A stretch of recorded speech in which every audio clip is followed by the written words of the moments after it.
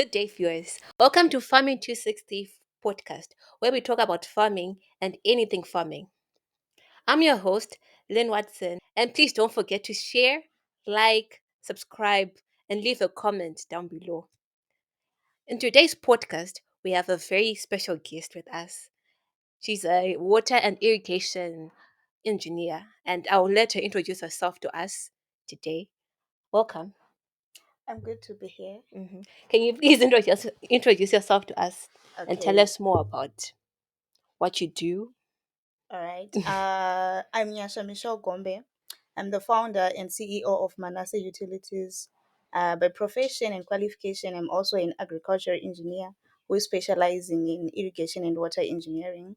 I'm glad that I found an entrepreneurial adventure within my area of expertise, and Mhm. I'm thrilled to be here to be sharing my journey and experiences. Oh, we're glad to have you in today's podcast. So, can you tell us your journey, where it started from, how it began, what motivated you to start this interesting field of water and irrigation engineering?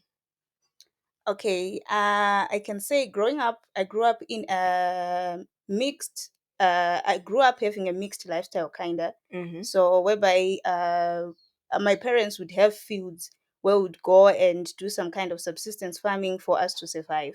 So that was something that was induced in me as I grew up, and also growing up, I can say I'm more of a dominant woman. I just wanted to be in some fields that are challenging.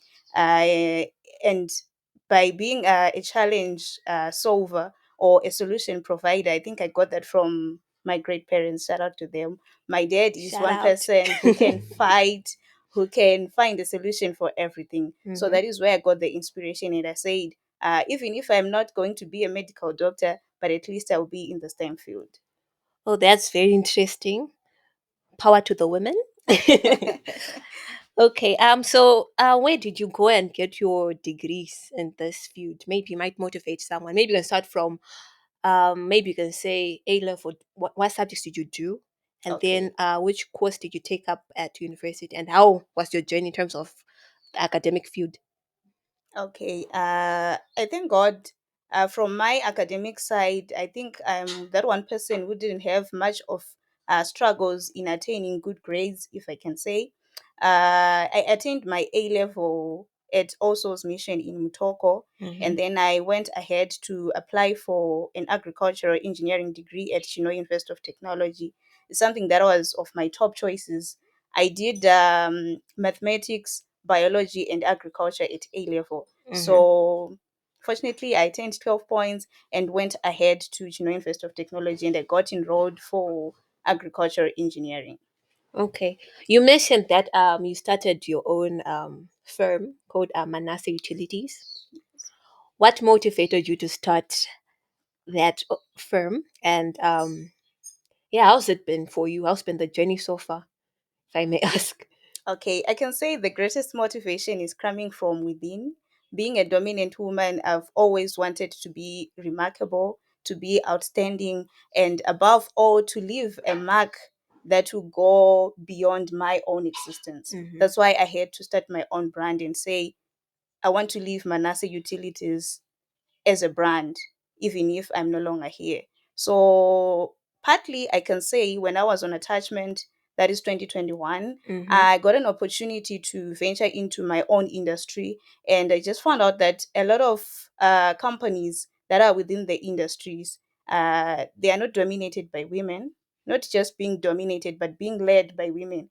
And that came as a challenge to me. And as a challenge taker, I said, I think I should take this.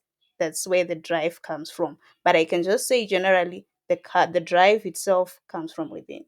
Wow, that's so motivational. So, can you tell me why is irrigation and water engineering as important in the agricultural sector now? Like, it's not now as such, but ever since. Why has it been something of importance to you, and why? What do you have to tell the people out there about it? Okay, agriculture is, I think, the backbone of the Zimbabwean economy, as we all know, and it's again a source of food and nutrition for us as human beings, for us to survive. So I can say irrigation and water engineering plays a very pivotal role in ensuring that we have food security as far as the agriculture sector is concerned. Mm-hmm. And by that, I'm sure we will not be starving from hunger, we will not be having so much problems. And as well, it contributes to the GDP, as we all know. Like I said, it's the backbone of our economy. So irrigation now comes into play either as a supplementary water supply or as the major water supply to our crops and plants that we would have planted. So taking now that most farmers are taking agriculture from a point of view that it has been subsistence Mm-hmm. into a business that is now agribusiness, which means if you have enough water supplies throughout the year, you have a chance or an opportunity to grow plants from January up until to December. There is no limitation that we don't have rainfall, so we cannot plant our crops. We don't have rainfall, so I cannot do my animal husbandry. You can Mm-hmm. actually drill boreholes. You can actually abstract water from dams or any other water resources and make sure that you have your water in point for crop production and as well as animal husbandry or any other agricultural activities. Okay, are these some of the things you provide at Manase? Yes, at Manase Utilities, we offer the engineering services. I can break down the word engineering. That is, we do planning of irrigation systems, irrigation and water systems. We provide farmers and other people or organizations that are interested in our services Mm-hmm. with solutions. Some of them might be tailor made to them specifically. Like right now in Banket, we are mostly focusing with smallholder farmers, those who say irrigation is for the big guns, those who say you cannot irrigate unless you have a center pivot. We are Mm-hmm. here for you to uh, create those small tailor made irrigation solutions that can perfectly fit each farmer's need. So we offer sustainable irrigation solutions, we offer affordable irrigation solutions, as well as efficient irrigation systems to our clients. Oh, okay. No, that's very interesting. So, what are some of the challenges that you might have faced in this industry of water and irrigation engineering that Okay. people might expect those who are looking forward to doing the same course or Okay. to be in the same industry as you are? What are some of the challenges you face? Uh, the STEM field or the engineering field, it's a male dominated field. Mm-hmm. So if you are willing, or if you say you want to get into the STEM field, you need to be somebody who is firm and strong. Mm-hmm. Make sure that you are someone who can rub shoulders with the males, not in a competition way, but for you to survive in the industry. I don't want to lie. When I started working in 2022, Mm-hmm. I after it should be 3 months, I almost quitted my job. Actually, I had handed over my resignation letter. I felt like it's a lot on me. As much as I am strong, as much as I wanted to strive, but I thought, no, this is now too much. But yeah, like I said, the drive comes from within. I had to make sure that I pull it off and make Mm-hmm. sure that I will survive. So you'd need some more of resilience in you, some more of prayers actually, some more of support, Yes. and a whole lot. It requires a lot for you to be outstanding and a survivor in the industry. But it's not something that is too intimidating or something that is not doable. It's actually doable, but it just requires you to be somebody who is strong enough to make sure that you survive in the industry.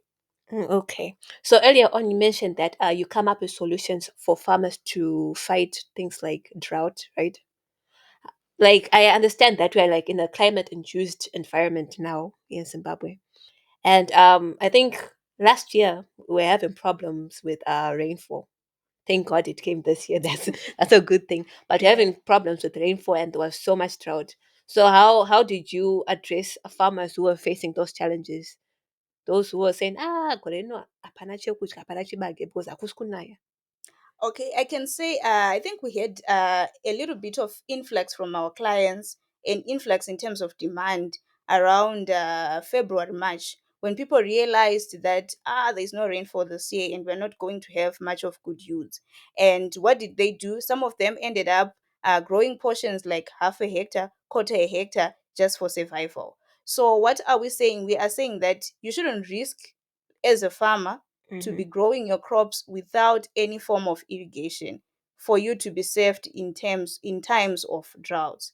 So what are we saying? We are saying now farmers should not only rely on rainfall, but also resort and be willing to invest in irrigation systems.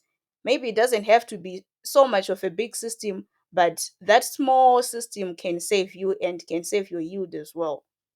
Okay. You spoke a lot about irrigation systems. Can you tell us maybe a few types of irrigation systems that are here in Zimbabwe? The ones we use here in Zimbabwe, if I may say. Okay. I think we have irrigation systems in a broader spectrum, but they range from micro irrigation up to the big systems. Mm-hmm. So we have drip irrigation Mm-hmm. that falls under micro irrigation. It's a more precise irrigation type, and it saves water, saves electricity, even any power source that you have. It's more profitable to work with drip irrigation when you're doing crop production because of its higher efficiency as compared to other systems.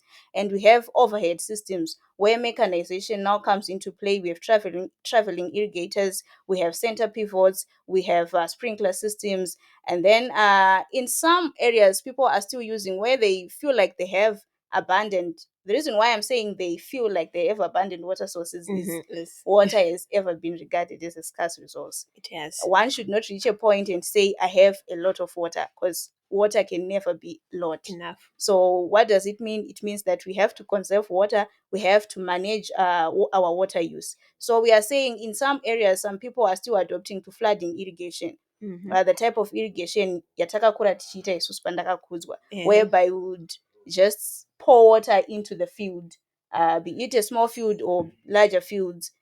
So I can say, yeah, we have flooding irrigation, we have pressurized irrigations, we have micro irrigation. That's the irrigation types that are available in the market in Zimbabwe right now. Oh, okay. You spoke a lot about you being a very resilient woman, very empowered to dominate this industry. Not that you're competing with me else, but you told yourself that I can also do this. There's no boundary or limitation to this industry, is it? So since March is like Women's Month, right? Yes. I want to find out, as a young woman in the entrepreneurship industry, what challenges have you faced in this industry and how have you overcome these challenges?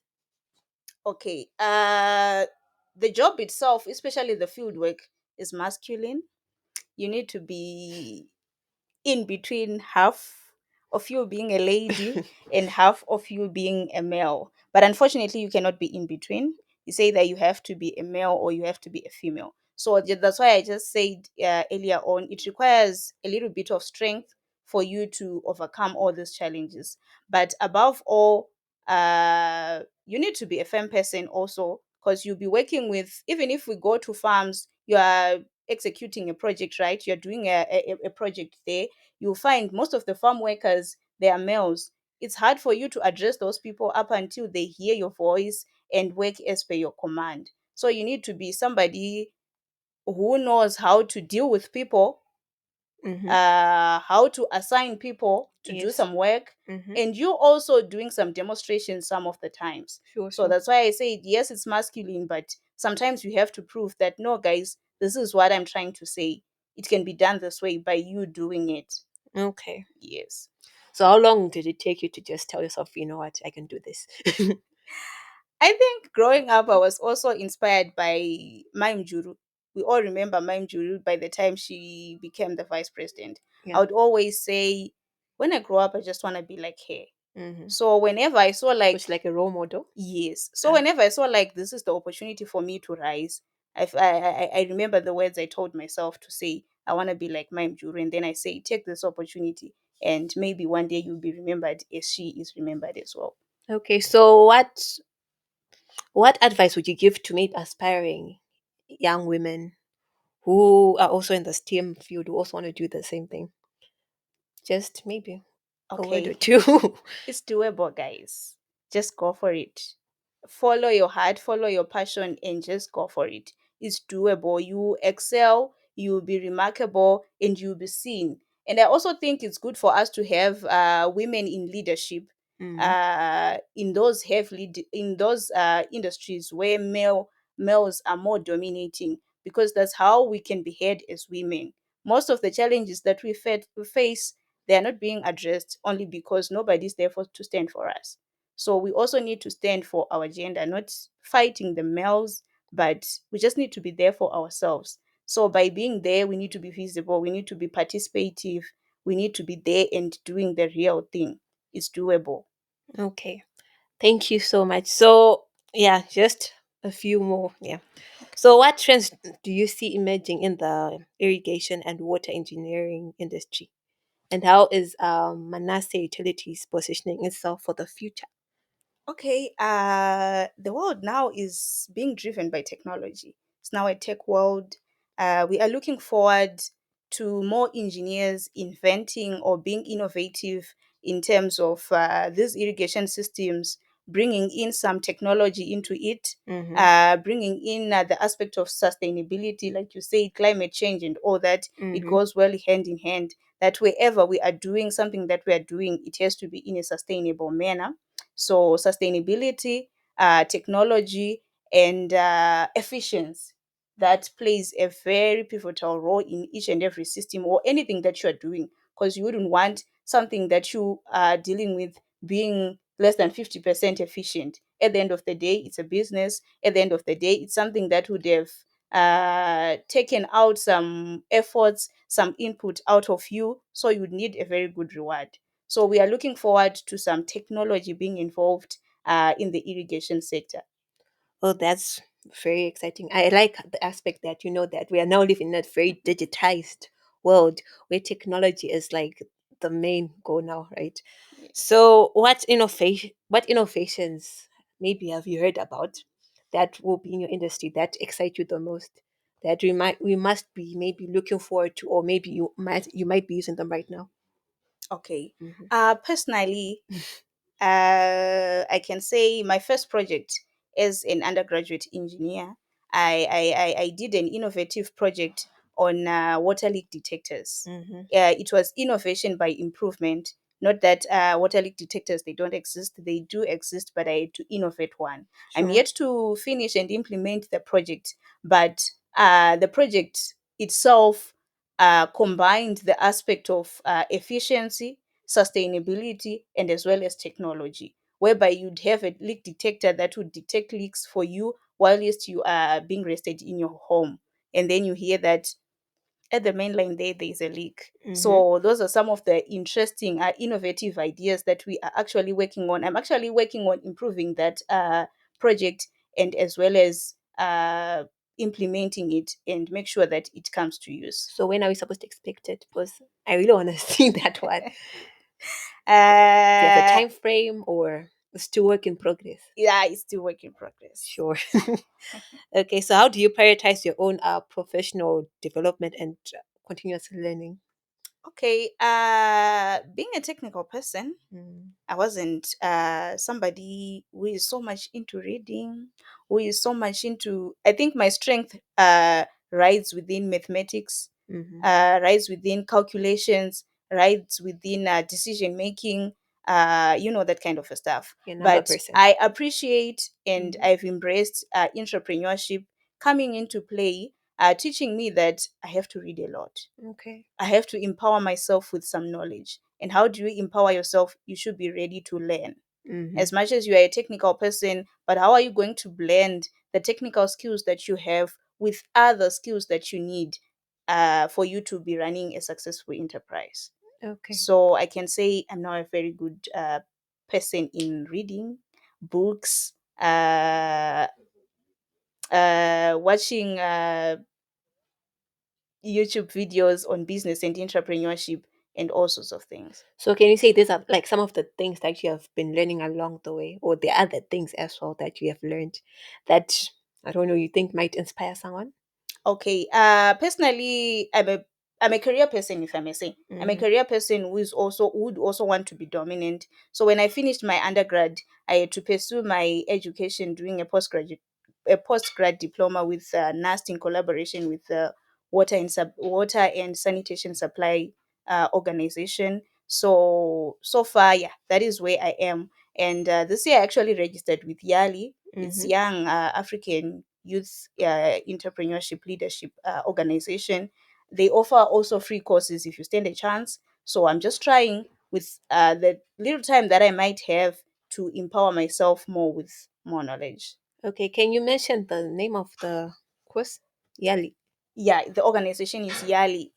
It's an international organization that offers business a wide spectrum of courses, from business to other courses, to young African leaders. Yeah, Okay. if I may say, yes. Oh, So you can check that one out on the internet. I'm sure the enrollment for the first semester is now done. That is when we also applied, but they might have another enrollment for the second semester. okay. So I'm sure I think we can all keep our eye on that. It's called Yali, guys. So, okay. So, any last words? Uh, I just want to say, they always say, actually, believe in yourself. Mm. I'm right here to repeat those words. I don't know how best they can be explained, but I just want to say to everybody, especially girls out there, my girls out there, guys, believe in yourselves. Believe in yourselves. Would want to see more of you emerging in these male dominated industries.